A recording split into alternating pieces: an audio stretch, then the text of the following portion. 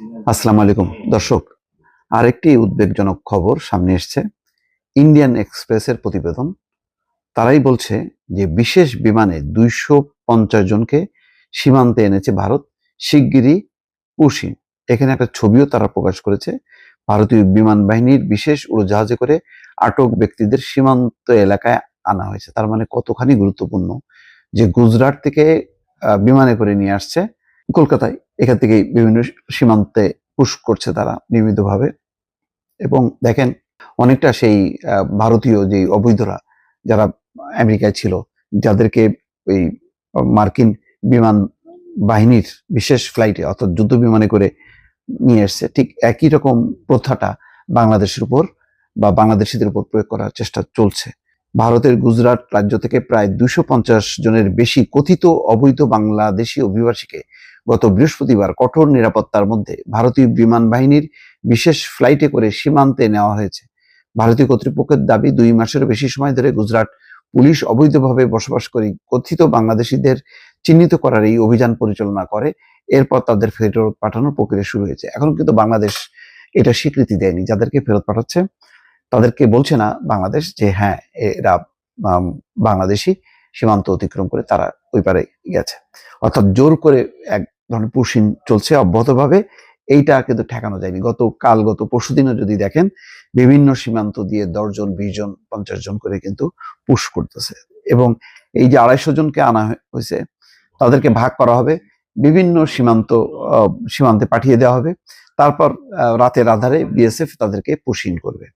এই পুশিংয়ের ব্যাপারটা এখনো পর্যন্ত বাংলাদেশ কিন্তু ঠেকাতে পারেনি। কার্যকর কোনো আলোচনা করা বা এটা যে একটা গুরুতর সমস্যা, ভারত যদি ইচ্ছা করে তাদের মানে শত শত মানুষ, হাজার হাজার মানুষকে তারা এইভাবে, যারা ছিন্নমূল দরিদ্র, তারা কিন্তু ঢোকাবে।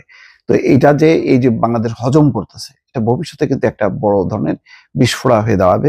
তখন আন্তর্জাতিক সম্প্রদায় বলবে যে তোমাদের এখানে যে এইভাবে পুশিং হচ্ছে, তো এটা তো তোমরা মেনে নিছো, তোমরা তো প্রতিবাদ জানাওনি।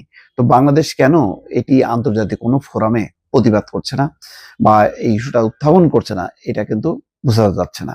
এখানে আমি পরিষ্কারভাবে বলবো যে পররাষ্ট্র মন্ত্রণালয়ের ব্যর্থতা। পররাষ্ট্র মন্ত্রণালয় প্রতিবাদ করছে, বলছে যে এটা গ্রহণযোগ্য না। কিন্তু গ্রহণযোগ্য না এটা বলছে, কিন্তু তারা তো করে যাচ্ছে। তার উপায় কি? উপায় হচ্ছে আন্তর্জাতিক অঙ্গনে এটি উপস্থাপন করা।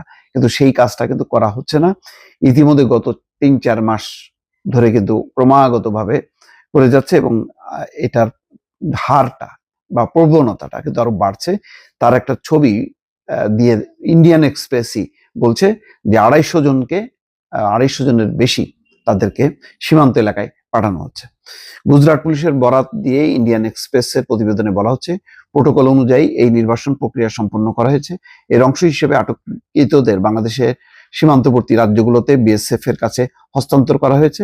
সেখান থেকে যথাযথ প্রক্রিয়া অনুসরণ করে তাদের ফেরত পাঠানো হবে। কোনো যথাযথ প্রক্রিয়া না, ফেরত পাঠানো হচ্ছে রাতের অন্ধকারে জোর করে, যেটা বাংলাদেশের কর্তৃপক্ষ এটা মানছে না, কিন্তু হজম করে যাচ্ছে অনেকটা বাধ্য হয়ে। গুজরাট পুলিশের একজন ঊর্ধ্বতন কর্মকর্তা নাম প্রকাশ না করার শর্তে ইন্ডিয়ান এক্সপ্রেসকে জানিয়েছেন, তারা বাংলাদেশি নাগরিক, এই ব্যাপারে পুলিশ নিশ্চিত। বেশ কিছু অনিবন্ধিত সন্দেহভাজনকে সীমান্তবর্তী রাজ্যগুলোতে পৌঁছে দিতে আইএএফ এর এয়ারবাস A321 উড়োজাহাজ ব্যবহার করা হয়েছে। এই সীমান্ত রাজ্যগুলো থেকে বিএসএফ সীমান্ত দিয়ে তাদের নিজ দেশে ফেরত পাঠানোর ব্যবস্থা করবে। গুজরাটের এটিএস এর কড়া নিরাপত্তায় এই কথিত বাংলাদেশি নাগরিকদের ভাদোদরা বিমান ঘাঁটিতে আনা হয় এবং বিশেষ বিমানে তোলা হয়। সচিত্র প্রতিবেদন বা চিত্র তারা প্রকাশ করছে, কিন্তু বাংলাদেশের তরফ থেকে কিন্তু এই ব্যাপারে এখনো পর্যন্ত কোনো পদক্ষেপ নেই বা বক্তব্য নেই। দর্শক, ভালো থাকবেন। আল্লাহ হাফেজ।